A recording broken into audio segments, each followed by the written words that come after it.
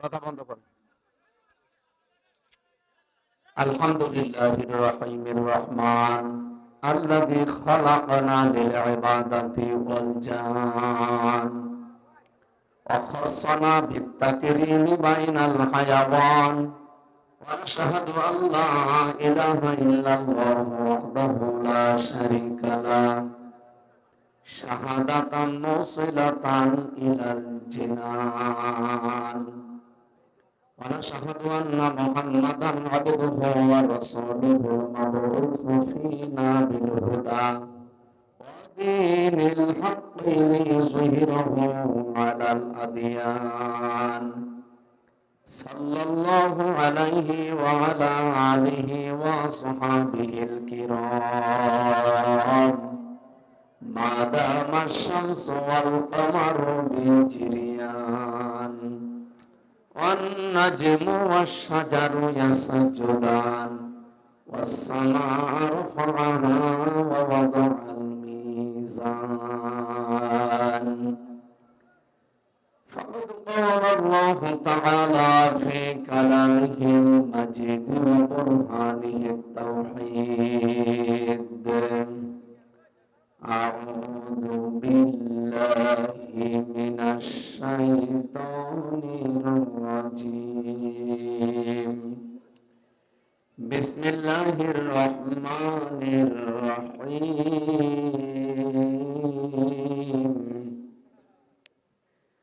إن الذين قالوا ربنا الله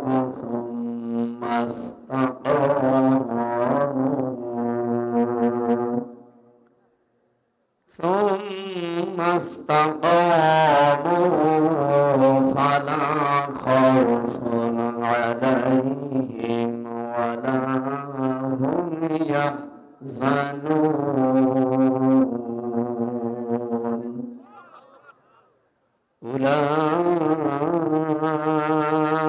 أولئك أصحاب الجنة خالدين فيها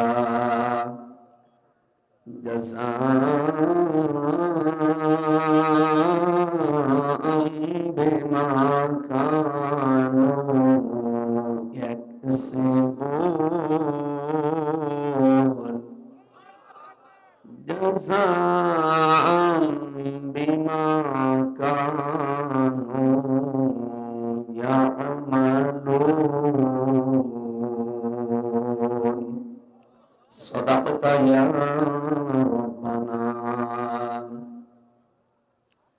عن أبي ذر رضي الله تعالى عنه قال قال النبي صلى الله عليه وسلم من ادعى ما ليس له فليس منا وليتبوأ مقعده من النار رواه مسلم وما زادهم إلا إيمانا وتسليما اللهم صل على سيدنا مولانا محمد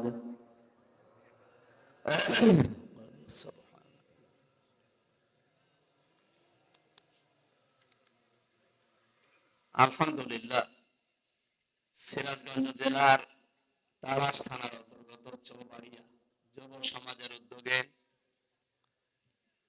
মহাবিশ্বের মহাবিশ্বয় আমাদের মালিক আমাদের মুনির মহান রব্বুল ইজ্জত ওয়াল জালালের মুখের পবিত্র বাণী কোরআনে কারীম তাফসীরুল কোরআন মাহফিলের স্বনামধন্য সভাপতি বিশিষ্ট শিক্ষাবিদ জনাব অধ্যাপক আমিনুর রহমান টুটু সাবেক সাধারণ সম্পাদক তালাশ উপজেলা বিএনপি হায়াতে তাইয়্যিবা সিহাতে কুল্লিয়া কামনা করছি আমিন। প্রধান অতিথি বিএনপির চেয়ারপারসন বেগম খালেদা জিয়া, তার উপদেষ্টা এবং সাবেক সংসদ সদস্য জনাব আলহাজ আব্দুল মান্নান তালুকদার, বিশেষ অতিথি অনেক মানুষের নাম আপনারা দিয়েছেন, বিশেষ করে আফসার আলী ভাই, সাকলাইন ভাই, অধ্যাপক সাইদুর রহমান ভাই সহ সম্মানিত ব্যক্তিবর্গ, এতক্ষণ যিনি আলোচনা রাখলেন গাইবান্ধা থেকে আগত ইসলামিক চিন্তাবিদ মুফাসসিরে কোরআন মাওলানা গোলাম রব্বানী যুক্তিবাদী, সম্মানিত অতিথি জনাব আলহাজ আবু হানিফ, জনাব আব্দুস সাত্তার মোল্লা, আতায়াল্লাহু উমরাহু ওয়া বারাকাল্লাহু ফি হায়াতি, আমিন। মঞ্চে বসা সম্মানিত ওলামা ইকরাম, সামনে বসা মুসলমান ভাইরা, পর্দার আড়ালের সম্মানিতা মা এবং বোনেরা, অন্য ধর্মের যারা আছে সবাইকে আমাদের কোরআনের অনুষ্ঠানে ওয়েলকাম জানাচ্ছি। ওয়াইন আহাদুম মিনাল মুশরিকিন আস্তাজারাকা ফাজিরহু হাত্তা ইয়াসমাআ কালামাল্লাহ সুম্মা আবলিগহু মা'মানা। এই কথা বলেন কেন আপনি? দাঁড়িয়ে আছে, দাঁড়িয়ে থাক, বসেন, জায়গা পেলে বসেন, না দাঁড়িয়ে থাকেন। অন্য ধর্মের বিভিন্ন ভাইরা বোনেরা যারা বিভিন্ন জায়গায় আছেন, আপনাদেরকে ওয়েলকাম জানাচ্ছি। কোরআন আমাদেরকে নির্দেশ দিয়েছে, হে নবী, মুশরিকরাও যদি কোরআন কারীম শুনতে আসে, আপনি তাদেরকে সহি সালামতে নিরাপত্তার সাথে ব্যবস্থা করে দিবেন। শোনা শেষ হয়ে গেলে বাড়ি পর্যন্ত তাদের পৌঁছিয়ে দেবেন। সুতরাং পৃথিবীতে পরধর্ম সহিষ্ণু একটাই ধর্ম আছে, তার নাম ইসলাম। এই যে ভারতবর্ষ 1197 সাল থেকে আরম্ভ করে এটা 2025 পর্যন্ত চলছে। আপনি ইতিহাস আমার কাছে লেখা আছে, যতগুলো শাসক পার হয়েছে, কেউ 11 বছর, কেউ 13 বছর, কেউ 15 বছর, এভাবে পার করেছে তারা। 750 বছর একাধারে ভারতবর্ষ শাসন করেছিল। তাদের টার্গেট ছিল না যে এলাকায় কোনো হিন্দু থাকবে না। এখন আমরা কিছু উগ্রপন্থী হিন্দু দেখতে পাচ্ছি, সব হিন্দু না, যে উগ্রপন্থী সন্ত্রাসী যারা, এরা পৃথিবীর নিকৃষ্ট মানুষের তালিকায় অলরেডি চলে গেছে। আপনারা হিন্দু ভাই বোন যারা আছেন, আপনারা অন্যদিকে নিয়ে যাবেন না, আমি সঠিকটা বলছি। আপনি পৃথিবীর ইতিহাস এখন একটু পর্যালোচনা করেন, বিশেষ করে মাইক্রোসফট, এটা খ্রিস্টানরা রিপোর্ট বানিয়েছে, তাম দুনিয়ার 257টা দেশ তারা এই রিপোর্টটা পেশ করেছে। সবচাইতে নিকৃষ্ট ঘৃণিত মানুষের তালিকায় এখন 2টা দলের নাম আছে, একটা উগ্রপন্থী হিন্দু যারা, আর 2 নম্বর নামটা আমরা দিত না, এখন তারা দেখতে পাচ্ছে, এই কারণে বিশ্বের মানুষদেরকে তো বিশ্বাস করাতে হবে, এই জন্য 2 নম্বর তালিকায় দিয়েছে ইহুদিদের নাম। 6 জন মানুষের তালিকা আমরা পেয়েছি তামাম দুনিয়ায়, তারা সবার কাছে ঘৃণিত, দল মত জাতি বর্ণ ধর্ম নির্বিশেষে সবাই তাদেরকে ঘৃণা করে। এমনকি পৃথিবীর যত সৃষ্টি আছে আমার মনে হয় তারাও তাদেরকে ঘৃণা করে। তারা 1 নম্বরে নাম নিলেও আমার কেমন যেন লাগে, কারণ আমার মনে হয় ওর নাম নিলে আমার উজু করা লাগবে, এই নরেন্দ্র মোদী। যে এত বড় শয়তান, পৃথিবীতে শয়তানও এত খারাপ কাজ করে না। আপনি আজ পর্যন্ত কোনোদিন শুনেছেন যে শয়তান আল্লাহর কোন ঘর মসজিদ ভেঙে দিয়েছে?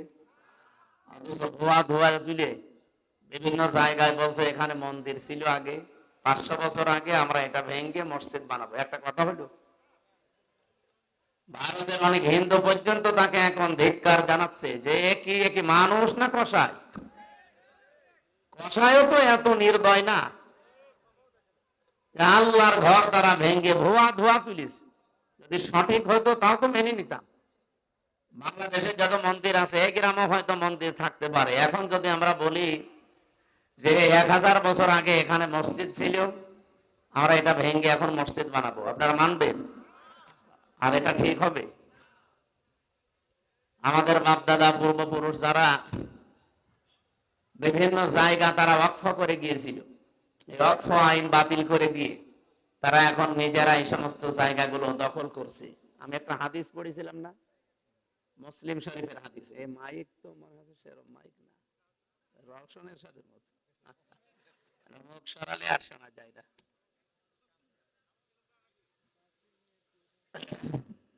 এত কাছে নিলে তো গলায় চাপ পড়বে,